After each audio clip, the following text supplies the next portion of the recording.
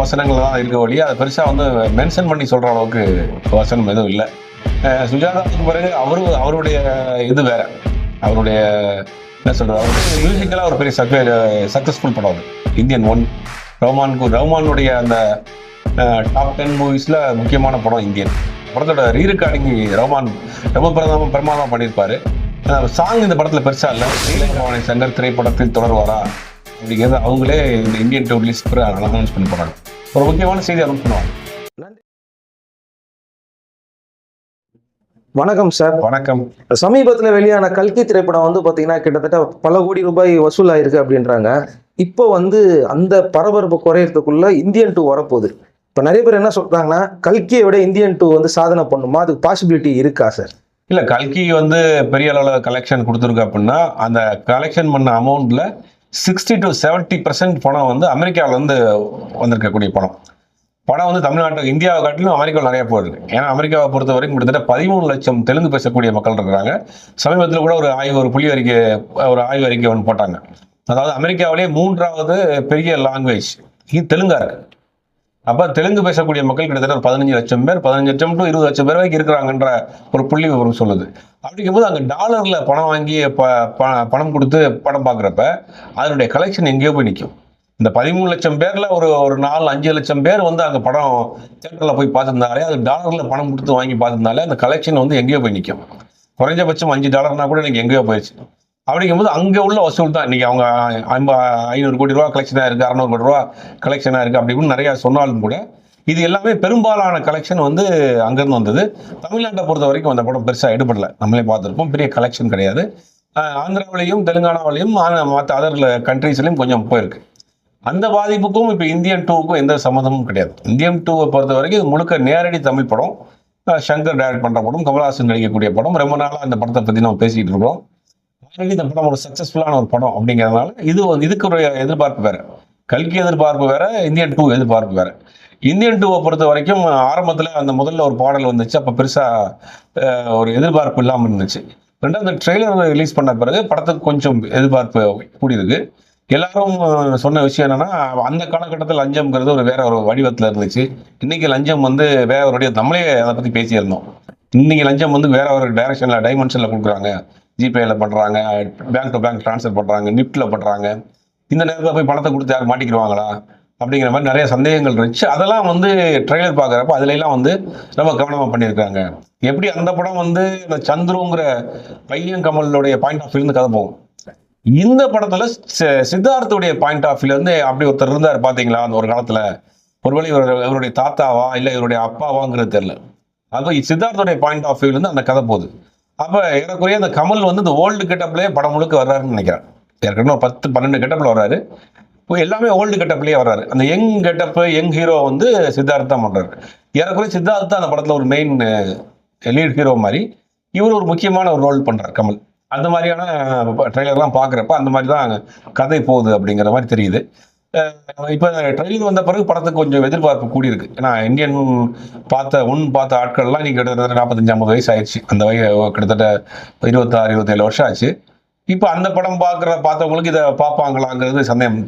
ஆனால் இப்போ இருக்கிற 2K கிட்ஸுக்கு இது ஒரு புது படமாக இருக்கும், ஒரு புது கண்டென்ட்டாக இருக்கும், புது படமாக இருக்கும். அவங்களுக்கு ஒரு சித்தார்த் படமாக இருக்கும். இந்த படத்தை வந்து ஆரம்பிக்கும் போதே நிறைய பிரச்சனைகள், ஒரு பக்கம் உயிரிழப்பு நடந்தது, இன்னொரு பக்கம் சங்கர் சாருடைய பர்சனல் லைஃப்ல வந்து பார்த்தீங்கன்னா பொண்ணோட டிவோர்ஸ் அப்படின்னு, இது ரெண்டு இருக்கிறத வச்சு இவர் எப்படி ஸ்டேபிளாக படம் பண்ணியிருப்பாருன்னு நீங்கள் நினைக்கிறீங்களா? இல்லை, படம் ஆரம்பிச்சு கிட்டத்தட்ட 4 வருஷம் ஆகுது. கொரோனா லாக்டவுன் வந்துச்சு. படம் ஷூட்டிங்கில் ஒருத்தர் இறந்து போனார். அவருக்கும் ப்ரொடியூசருக்கும் சண்டை வந்துச்சு. அப்புறம் செட்டு போட்டதில் ஒரு இடத்துல ஏதாவது ஒரு ஃபயர் ஆச்சு. இப்படி நிறைய தடங்கள். கிட்டத்தட்ட ஒரு 4-5 வருஷம் கழிச்சு இந்த படத்தை பண்ணியிருக்காங்க. ஸ்கிரிப்ட் வந்து உங்களுக்கு ஆல்ரெடி 4 வருஷத்துக்கு முன்னாடி பண்ண ஸ்கிரிப்ட். பட் இதை இப்போ சேஞ்ச் பண்ணியிருக்காரா என்னன்னு தெரியல. 4 வருஷத்துக்குள்ளே எவ்வளோ மாற்றங்கள் நடந்து போச்சு. இப்போ 4 வருஷத்துக்குள்ளே ஸ்கிரிப்ட் சேஞ்ச் பண்ணியிருப்பாருன்னு தான் நான் நினைக்கிறேன். ட்ரெய்லர்லாம் பார்க்குறப்ப இப்போ கரண்ட்டில் உள்ள விஷயத்தை கனெக்ட் பண்ணி தான் பண்ணியிருக்காரு. அப்போ அநேகமாக ஸ்கிரிப்ட் வயசில் வந்து சேஞ்ச் பண்ணியிருப்பார். 4 வருஷத்துக்கு முன்னாடி பண்ண ஸ்கிரிப்டாக இருக்காது. இப்போ லேட்டஸ்ட்டாக பண்ண ஸ்கிரிப்டாக தான் இருக்கும். இந்தியன் 1 படம் வந்து அவருடைய கதையா இல்லை காந்தி கிருஷ்ணாவுடைய கதையா சார்? அவருடைய கதை தான். நிறைய இண்டஸ்ட்ரியில் பழைய பேச்சு வந்து காந்தி கிருஷ்ணனுடைய கதை அப்படி அவரோட உதவியாளர் இருந்தார் அப்படிங்கிற மாதிரி தகவல் போனால் கூட ஆத்தரைஸ்டாக அவர் மறுக்கலையே. காந்தி கிருஷ்ணா என்னுடைய கதைன்னு கிளைம் பண்ணல, இவர் என் கதை இல்லைங்கிறதே மறுக்கலையே. அப்படிங்கும்போது அது ஒரு வதந்தியான செய்தியாக தான் பரவலாக போயிட்டு இருக்கு. சுஜாதா இருக்கும்போது இருந்த வசனங்கள் எல்லாமே வந்து பார்த்தீங்கன்னா படத்தில் அவ்வளோ சூப்பராக இருக்கும். இந்த ட்ரெய்லரில் அந்த மாதிரி ஸ்பெசிஃபிக்காக ஏதாவது ஒரு வசனம் உங்களுக்கு பட்டுதா? அப்படி சொல்ற மாதிரி இல்லை, நீங்க சொல்றது உண்மைதான். அப்படி சொல்ற மாதிரி வசனங்கள் எதுவும் இல்லை. அந்த இந்த படத்தோட லீடு மாதிரி தான் இருக்கு. இந்தியனுக்கு சாவே இல்லைங்கிற மாதிரி, நான் வந்துட்டேங்கிற மாதிரி, அந்த மாதிரியான பழைய வசனங்கள் தான் இருக்க ஒழிய அதை பெருசா வந்து மென்ஷன் பண்ணி சொல்ற அளவுக்கு வசனம் எதுவும் இல்லை. சுஜாதாவுக்கு பிறகு அவருடைய இது வேற, அவருடைய என்ன சொல்றது, அவருடைய ஸ்டைலே வேற, அவருடைய எழுத்து ஸ்டைலே வேற. சில பேர் என்ன பண்ணுவாங்கன்னா, அந்த இலக்கியவாதிகளா இருப்பாங்க, சினிமாவுக்கு வசனமா அவங்க செட் ஆகாது. ஆனா சுஜாதாவுக்கு மட்டும்தான், சுஜாதா பாலகுமார் 2 பேருக்கும் தான் இலக்கியவாதியாகவும் இருப்பாங்க, ரைட்டராகவும் இருப்பாங்க, சினிமா வசனமும் எழுதுவாங்க. 2லயுமே பெருசா அவங்களால வந்து ஜெயிக்க முடிஞ்சதுன்னா 2 பேர் தான். ஒரு சினிமா பெரிய இலக்கிய உலகத்துல பெரிய ரைட்டரா இருப்பாரு. ஆனா படங்களுக்கு டயலாக் எழுதுறப்ப அவரால் கரெக்டா பண்ண முடியாது சில பேருக்கு. ஆனா 2லயுமே ஜெயிச்சது வந்து சுஜாதா, பாலகுமாரன், எஸ் ராமகிருஷ்ணன், ஜெயமோகன், இந்த 4 பேருமே ஓரளவுக்கு இங்க மேட்ச் பண்ணியிருக்காங்க. அதுல சுஜாதாங்கிறது ஒரு முக்கியமான ஒரு இடத்தை பிடிச்சவர். அவர் இன்னைக்கு மறைஞ்சது சங்கர் அவர்களுக்கு ஒரு பெரிய இழப்பு தான். இந்த படங்கள்லாம் கூட இருந்தாலும் வேற வேற ஒரு மாதிரி போயிருக்கும். ஏன்னா ஐ படம் பார்க்கும்போது நம்மளுக்கு வந்து கிட்டத்தட்ட ஒரு அட்வர்டைஸ்மெண்ட் பார்த்த மாதிரியான ஒரு ஃபீல் தான் கொடுத்த திரைப்படம். அப்பயே நிறைய பேர் சொன்னாங்க சுஜாதா இல்லாதோடைய வறட்சி கிளீனாவே தெரியுது சங்கர் படத்துலலாம் சொல்லிட்டு இருந்தாங்க. அதனால டைம் படத்தை பொறுத்த வரைக்கும் நிறைய அந்த இன்ஃபிலிம் இருந்தது. படத்துல வந்து நிறைய விளம்பரங்கள் உள்ள வைக்கப்பட்டது. அதனால உங்களுக்கு படம் பார்க்குறப்ப விளம்பரம் மாதிரி தெரியும். அது பர்பஸாக தான் பண்ணது. அந்த விளம்பரத்துக்காக பண்ணப்பட்ட விஷயம். ஆஸ்கர் ஃபிலிம்ஸ் பண்ண படமாக இருந்தாலும் கூட அது அந்த படம் பெரிய புரட்சியில் பண்ணது. அந்த படம் தயாரிப்பாளருக்கு ஒரு பெரிய இழப்பை கொடுத்த படம் அது. அதுக்கப்புறமா இப்போ இந்த படம் பொறுத்த வரைக்கும் இதுல மனிஷா கொய்ராலா இருக்காங்களா இல்லையா சார்? ஏன்னா அதுல மனிஷா கொய்ராலா தான் மெயின் லீடு. மனுஷா கொய்ராலா இப்போ இல்லை, அவங்க உடம்பு சரியில்லை. சமீபத்தை கூட 2 பேரும் கமலஹாசன் மீட் பண்ண ஒரு ஃபோட்டோஸ் எல்லாம் பார்த்தோம். உடல்நிலை சரியில்லாமல் இருக்காங்க. கண்டிப்பா இந்த படத்துல அவங்க இல்லை.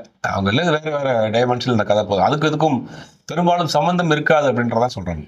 இல்ல சார், அதுல அவங்க பையன் வந்து பாத்தீங்கன்னா ஃபர்ஸ்ட் பார்ட்ல வந்து அவர் இறந்துட்டாரு, அவரை எரிச்சிட்டாங்க, அந்த மாதிரி எந்த காட்சியுமே இருக்காது. ஒரு ஆக்சிடென்ட் நடந்தது, அவர் குத்திட்டாரு போயிட்டாரு அப்படிங்கிற மாதிரி இருக்காங்க. ஸோ அதை பார்க்கும்போது நிறைய பேர் சொல்றாங்க இல்ல அந்த பையன் இறக்கல, கண்டிப்பா அதுல ஏதோ ஒரு கதை இருக்கு அப்படின்றாங்க. அது அந்த படத்துல ஃபர்ஸ்ட் பாத்தீங்கன்னா அந்த ஒரு பிளாஸ்ட் ஆகும், தீயை மட்டும் இது வர்ற மாதிரி காட்டுவாங்க. கட் பண்ணா பாத்தீங்கன்னா ஏதோ ஒரு அப்ராட்ல, ஒரு வெளிநாட்டுல ஒரு ஃபோன் கால்ல நான் இந்தியனுக்கு சாவே இல்லைங்கிற ஒரு டயலாக் கூட படத்தை முடிச்சுப்பாங்க. அப்ப அந்த தீ காயத்தோட தப்பிச்சு போனாரா, அதுல இருந்து கதை ஸ்டார்ட் பண்ணலாம். அப்படிதான் போயிருக்கும்னு நினைக்கிறேன். ஒருவேளை அந்த சந்துருவுடைய பையன் தான் இப்ப இருக்கக்கூடிய சித்தார்த் கேரக்டர் கொண்டு வர்றாங்களா அப்படிங்கிறது தெரியல. இது எல்லாமே வந்து படம் வந்த பிறகுதான் தெரியும். ஏன்னா இந்த படத்துடைய இன்னொரு பார்ட் எடுக்கிறதுக்கு என்ன சார் காரணம்? 3வது பார்ட்டும் வரப்போகுதுன்றாரே கமல். 3வது பார்ட் படம் லென்த்தி எடுத்துட்டாங்க. இப்ப இருக்கிற படங்கள்லாம் வந்து என்னன்னா அவங்க நினைச்சதெல்லாம் எடுக்கிறாங்க. இப்ப நிறைய முந்தினா ஒரு பிளான் பண்ணி 35 நாள் 40 நாளுக்குள்ள ஒரு படத்தை பூஜை போற அன்னைக்கு ரிலீஸ் டேட் அனௌன்ஸ் பண்ணிடுவாங்க. படத்தை எடுத்து எல்லாமே பக்காவா இருக்கும். இப்ப என்னன்னா அவங்க மேலும் மேலும் இம்ப்ரூவ் பண்றதுக்கு நிறைய எடுத்துறாங்க. அந்த மாதிரி இந்த படத்துக்கு எடுத்த காட்சிகள் நிறைய இருக்கிறதுனால நான் இன்னொரு பார்ட் ரிலீஸ் பண்ணுவோம், இந்த படத்தோட ரெஸ்பான்ஸை பார்த்துட்டு இன்னும் கொஞ்சம் எடுத்து அதையும் ஜாயின் பண்ணி ரிலீஸ் பண்ணுவோங்கிற மாதிரி இப்போ வர பார்ட் படங்களுடைய கதையை தான் பெரும்பாலும் இந்த மாதிரி தான் பண்ணிட்டு இருக்காங்க. அதனுடைய இது மாதிரி தான் இந்த படம். இப்போ இந்தியன் படம் வந்து பார்த்தீங்கன்னா ஒரு சுதந்திர போராட்ட தியாகியா இருப்பாரு. இப்போ இந்த திரைப்படம் வந்து 2024 ரிலீஸ் ஆகுது. அப்போ அவருக்கு என்ன வயசு, எப்படி இது சண்டை போறது? 100 வயசுக்கு மேலே ஆகும். கதை பிரகாரம் பார்த்தா அவருக்கு 100 வயசுக்கு மேலே ஆகும்.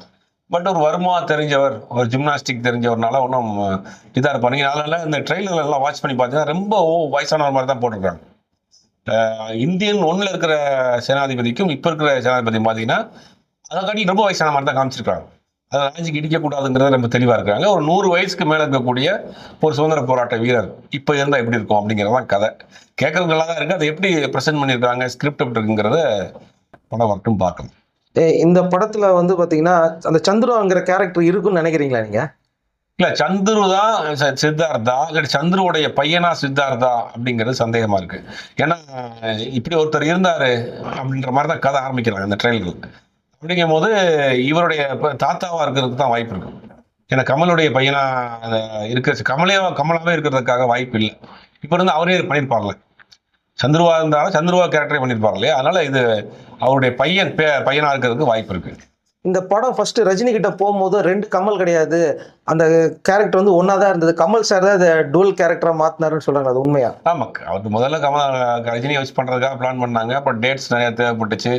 கொஞ்சம் ஆக்ஷன் பிளாக்ல இருக்கிறதுனால அவர் கொஞ்சம் தயங்கினாரு. அந்த படம் அப்படியே அது முடிஞ்சு போச்சு. அதுக்கு பிறகு கொஞ்ச நாள் கழிச்சு தான் இவர்கிட்ட கை மாறிச்சு படம். இவர்கிட்ட கை மாறிட்டு அது பெரிய லெவலில் பேசப்பட்ட படமா மாறிச்சு.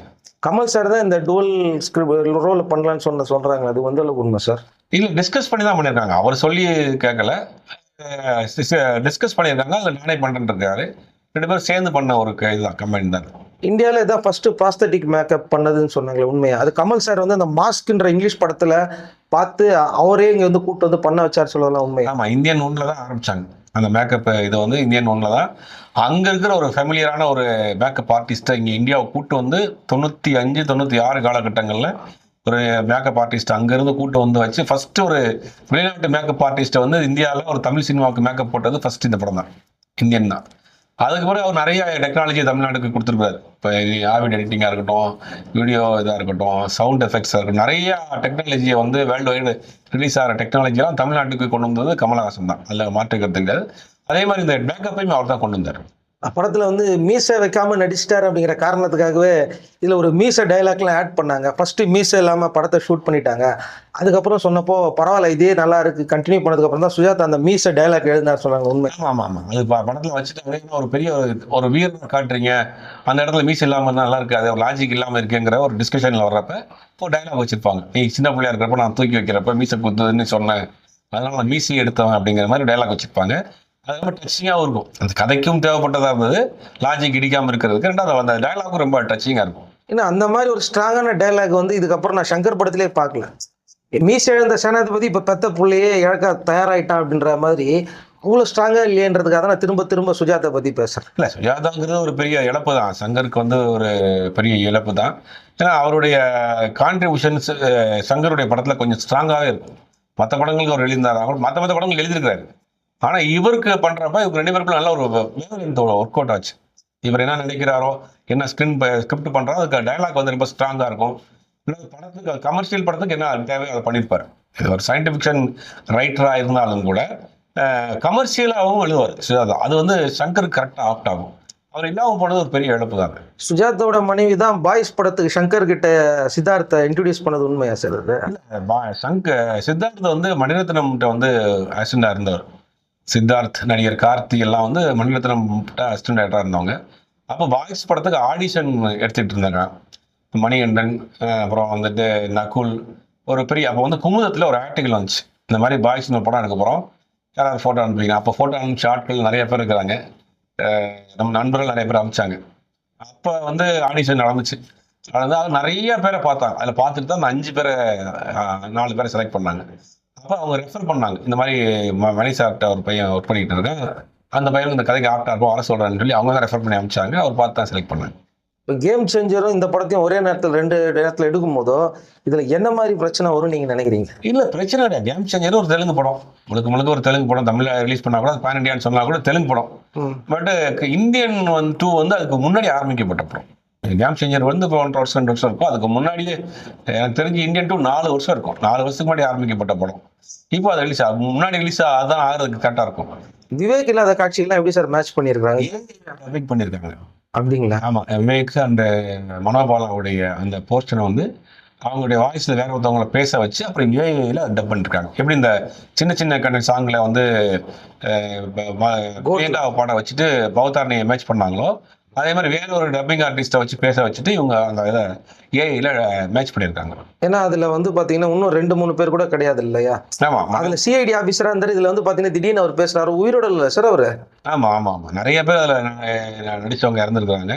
அது எல்லாமே ஏஐல டப் பண்ணிருக்காங்க. அவங்களுடைய வாய்ஸை வச்சுக்கிட்டு வேற ஒருத்தவங்க டப் பண்ண வச்சு அதில் மாற்றிருக்காங்க. ட்ரெய்லரில் அவரை பார்க்கும்போது அது ஏஐல பண்ண மாதிரியே தெரியல, உண்மையாகவே அவர் பேசுகிற மாதிரி இருக்கு. அந்த சேனாதிபதி கேஸை நான் கடைசியில் முடிக்காம விட்டேன்னு சொல்றாரு பாருங்க. ஆமாம் ஆமாம், அது வந்து நம்ம இவர் நெடுமுடி வேண சொல்றீங்க. நெடுமுடி வேணுக்கு வந்து ஒரிஜினல் பார்ட்ல வந்து டப்பிங் பெஸ்ட் வந்து நாசர். நீங்க நெடுமுடி வேணு கேட்டிருக்கீங்க. நெடுமுடி வேணு வந்து அவர் இறந்துட்டார். நெடுமுடி வேணு, மனோபாலா, விவேக், இவங்க எல்லாமே அந்த படத்தில் நடிச்சவங்க இறந்துட்டாங்க. இந்தியன் 1ல நெடுமுடி வேணு நடிச்சிருப்பார். இந்தியன் 1ல வந்து அவருக்கு டப் பண்ணது வந்து நாசர். இந்த படத்துக்கு நாசர் தான் பேசியிருக்காரு. அதனால அவங்க அந்த டிஃபரன்சியேஷன் தெரியல. ஒரிஜினலா நாசர் இப்போ இருக்கிறாரு, அதனால அவர் பேசிட்டாரு. மனோபாலாவுக்கும் இவருக்கும் ஏஐல டப் பண்ணியிருக்காங்க. பல காட்சிகள் வந்து பார்த்தீங்கன்னா அவங்களோட அசிஸ்டண்ட்டே டைரக்ஷன் பண்ணியிருக்கிறாங்கன்னு சொன்னாங்க. அந்த நேரத்தில் இவர் வந்து இந்த படத்துக்கு போயிடுவார், கேம் சேஞ்சர் படத்துக்கு போயிடுவாருன்றாங்க. அது எந்த அளவுக்கு அது ஈடுபாடா இருக்கும் அப்படின்னு? இல்ல அதெல்லாம் ஒரு பெரிய விஷயமே கிடையாது. தமிழ் சினிமாவில் அந்த மாதிரி நிறைய நடந்திருக்கு. ராமநாராயணன் ஒரு டேரக்டர் கேள்விப்பட்டிருப்பீங்க. கிட்டத்தட்ட 100 படத்துக்கு மேலே டைரக்ட் பண்ணியிருக்காரு. அவர் ஒரு நாளைக்கு 3 படம் ஷூட்டிங் நடக்கும். காலையில் ஒரு டிஃபன் ஒரு கம்பெனியில் சாப்பிடுவார். அவர் படம் தான், அவர் தான் டேரக்டர். அசிஸ்டன்ட் டேரக்டர்ஸ் படம் தான் டைரக்ட் பண்ணிட்டு இருப்பாங்க. காலையில் ஒரு ஷூட்டிங் ஸ்பாட்டை இன்னைக்கு என்ன படம், இன்னைக்கு என்ன சீனு, இதெல்லாம் எடுங்க அப்படின்னு ஒரு மேற்பார்வை பார்த்துட்டு செகண்ட் அப்படியே மத்தியானம் லஞ்சுக்கு ஒரு போயிருவார். ஈவினிங் டிஃபனுக்கு ஒரு ஃப்ளோரில் இருப்பார். இவர் ரவுண்ட்ஸ்லேயே இருப்பார். ஆனால் ஒரே நாளில் 3 படம் ஷூட்டிங் நடந்துட்டு இருக்கும். அவர் படம், அவரே டேரக்டர். ஸ்கிரிப்ட் கொடுத்துருவாரு, என்னென்ன மாதிரி எடுங்கன்னு சொல்லி இன்ட்டு கொடுத்து வந்துருவாங்க. அப்போ அவங்க கூடிய இருக்கிற ஆட்களுக்கு வந்து அவங்களுக்கு தெரியும் இதோடைய பல்ஸ் எப்படி எடுக்கணும், ஒரு 4 க்ளோஸ்அப் எடுக்கணும், 2 ஒயிட் எடுக்கணும், இந்த சீன் இப்படி தான் எடுக்கணுன்றதை அவர் சொல்லிட்டு வந்துருவார். கேமராமேனை வச்சு அவங்க எடுத்துருவாங்க. இதெல்லாம் காலகாலமாக நடக்கக்கூடிய விஷயம் தான். இப்போ கேம் சேஞ்சரும் இந்தியன் டூவும் சில நேரங்களில் ஒரே நேரங்களில் ஷூட்டிங் டேட் வர்றப்ப கமலஹாசன் போர்ஷன் இருக்கப்போ மட்டும் இவர் எடுத்திருக்காரு.